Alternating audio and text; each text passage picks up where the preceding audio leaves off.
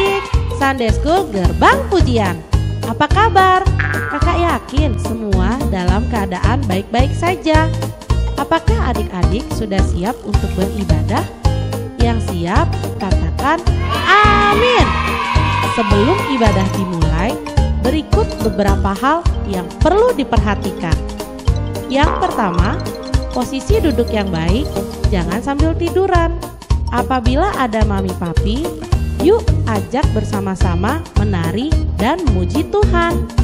Yang kedua, siapkan hati bersungguh-sungguh memuji dan menyembah Tuhan, serta ikuti gerakan-gerakan dari kakak-kakak sekolah minggu. Yang ketiga, papi mami dapat mendampingi dan menuntun anak-anaknya saat memuji dan menyembah Tuhan. Yang keempat, mendengarkan dan memperhatikan firman Tuhan dengan baik dan sungguh-sungguh. Selamat beribadah. Tuhan Yesus memberkati. Shalom Little Warrior. Hari ini kita berjumpa lagi di minggu yang indah ini adik-adik, untuk memuji Tuhan dan juga untuk mendengar firman Tuhan. Sebelum kita mau dengar firman Tuhan, gimana kabar adik-adik hari ini? Masih semangat untuk memuji Tuhan? Semangat. Amin. Ada diem ya kakak Angel dan Mirabelnya ya di sini ya. Oke, walaupun di sininya pada dia harus tetap semangat ya. Iya. Kakak Angel dan Kak Mirabel. Nah, sebelum kita mau mulai ibadah hari ini, yuk kita sama-sama berdoa dulu. Tuhan Yesus, terima kasih Tuhan untuk hari ini. Sebentar kami akan memuji dan memuliakan nama-Mu, kiranya dapat menyenangkan hati Tuhan, pimpin ibadah kami dari awal pertengahan hingga akhir. Dalam nama Tuhan Yesus, haleluya, amin. Amin. Yeay. Tuhan Yesus kekasih jiwa kita. Yuk sama-sama kita nyanyi lagu ini, ikutin gerakannya ya. Yesus kasih jiwaku, sungguh ku percaya padamu, karena kasih-Mu padaku, Kau tebus dosaku. Dari terbitnya matahari, dan sampai terbenamnya, ku angkat lagu pujian, tinggikan nama-Mu. Dengan ganda ku puji dengan kecapi. Oh, ku bernyanyi, haleluya, Yesus kekasihku. Yesus ke jiwaku, sungguh ku percaya padamu, karena kasih-Mu padaku, Kau tebus dosaku. Dari terbitnya matahari dan sampai terbenamnya, ku angkat lagu pujian, tinggikan nama-Mu. Dengan ganda ku puji dengan kecapi. Oh, ku bernyanyi, haleluya, Yesus kekasihku. Dengan ganda ku puji dengan kecapi. Oh, ku bernyanyi, haleluya, Yesus kekasihku. Yeay, kasih Yesus sungguh manis dan indah. Sama-sama kita nyanyi lagu ini, ikutin gerakannya adik-adik.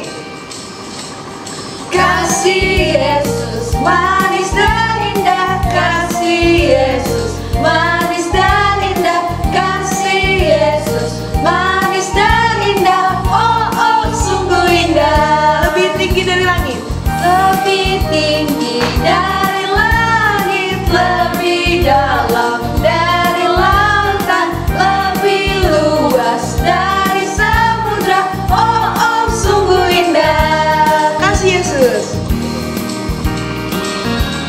karena Dia begitu mengasihi kita, makanya Dia rela turun ke bumi untuk menyelamatkan kita semua.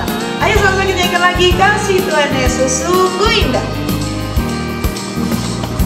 Kasih Yesus manis dan indah, kasih Yesus manis dan indah. Kasih Yesus, manis dan indah. Oh, oh, sungguh indah. Kasih Yesus, kasih Yesus, manis dan indah. Kasih Yesus, manis dan indah. Kasih Yesus, manis dan indah. Oh, oh, sungguh indah. Yeay, Tuhan Yesus sungguh indah kasihnya.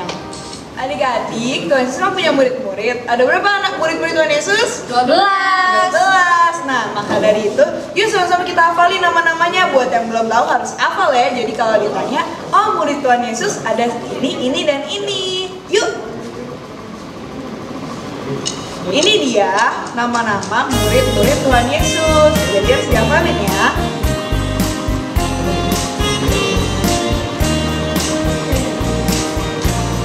Ada siapa?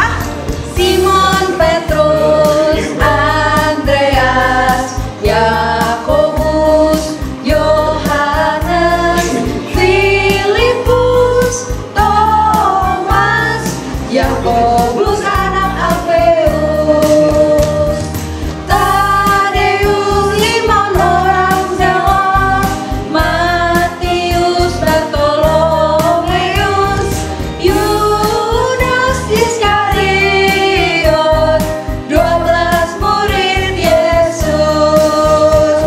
Dari awal sekali lagi ya, pasti kali ini udah hafal dong. Yuk.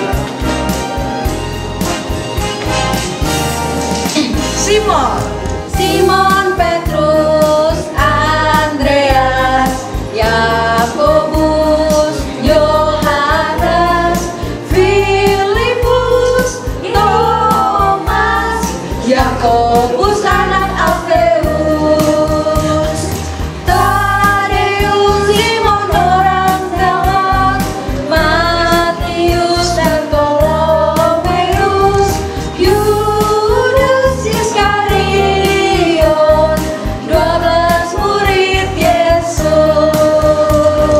Nah, itu dia 12 murid Tuhan Yesus. Harus dihafalkan dan juga pasti saya udah tahu. Sekarang kita mau mendengarkan firman Tuhan. Yuk kita berdoa dulu.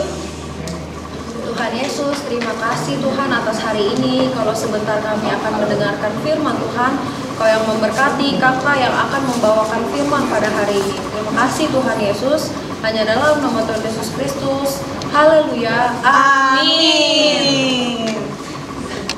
Shalom Little Warrior. Wah, hari ini Kak Silvi semangat banget nih. Kenapa semangat Kak? Karena tema kita hari ini, prayer accompanied by effort will surely pay off. Never give up. Artinya, doa disertai usaha pasti akan membuahkan hasil. Jangan menyerah. Nah, Kak Silvi akan mulai dengan sebuah kesaksian. Jadi, waktu Kak Silvi mulai sekolah, waktu itu mulai sekolah dasar, sama seperti kalian ya yang sudah sekolah dasar ya. Kak Silvi itu rajin banget belajarnya dan puji Tuhan, Kak Silvi dapat ranking 10 besar.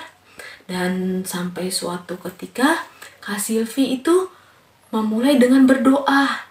Kak Silvi mulai dengan memuji, menyembah Tuhan, sampai kakak rasain Tuhan itu datang dan menjamah kakak. Baru setelah berdoa, kakak mulai belajar. Dan adik-adik tahu nggak? Terasa banget bedanya. Kak Silvi jadi mudah menyerap apa yang Kak Silvi pelajarin. Dan Kak Silvi dapat ranking 3 besar. Wah, dan adik-adik, hari ini kita belajar dari Lukas 11 ayat 5 sampai 13. Kakak akan ceritain ya. Jadi Tuhan Yesus itu sudah menceritakan sebuah perumpamaan. Ada seseorang yang datang ke rumah sahabatnya pada tengah malam. Dia datang untuk meminta 3 roti.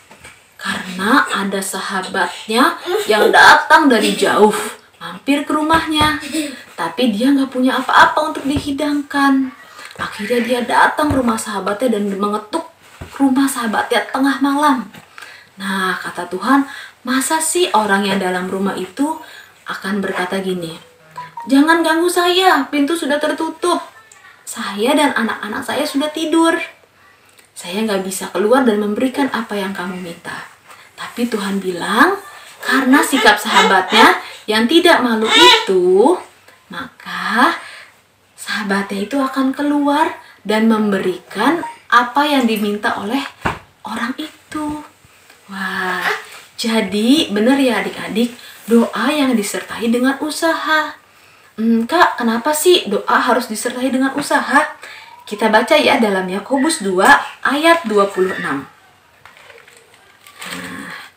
Yakobus 2 ayat 26. Kak Silvi bacain ya. Sebab seperti tubuh tanpa roh adalah mati, demikian juga iman tanpa perbuatan-perbuatan adalah mati. Jadi seperti Kak Silvi tadi, kakak berdoa dan belajar jadi imam dan ada perbuatannya juga. Jadi berdoa sambil ada usahanya, maka akan membuahkan hasil ya. Kak, kenapa ya aku udah berdoa tapi kok belum dijawab? Karena ada beberapa faktor. Yang pertama, kita buka ya dalam Yakobus 4 ayat 3. Yakobus 4 ayat yang ketiga.